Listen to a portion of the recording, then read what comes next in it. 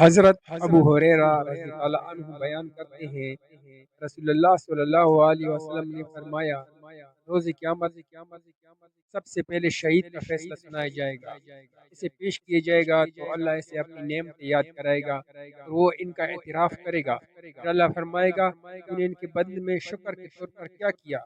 وہ عرض کرے گا، میں نے تیری خاطر جہاد کیا حتیٰ کہ مجھے شہید کر دیا گیا۔ اللہ فرمائے گا، تو نے جھوٹ کہا کیونکہ تو نے زیادہ شجاعت حاصل کرنے کے لیے جہاد کیا تھا۔ بس وہ کہہ دیا گیا، پھر اس کے متعلق حکم دیا جائے گا، اسے منہ کی بل گھسیٹ کر جہنم میں ڈال دیا جائے گا۔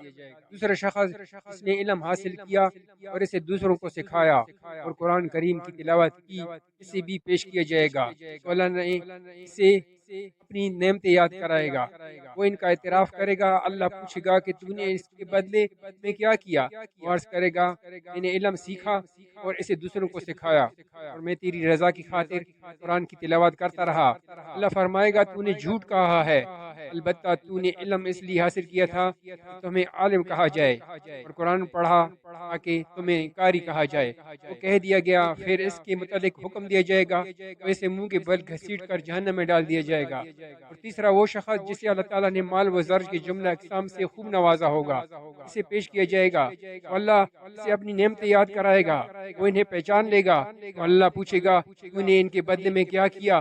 وہ عرض کرے گا، میں نے ان کے تمام مواقع پر جہاں خرچ کرنا تھا تجھے پسند تھا خرچ کیا۔ اللہ فرمائے گا، تو نے جھوٹ کہا، تو نے تو اس لیے خرچ کیا تجھے بڑا سخی کہا جائے۔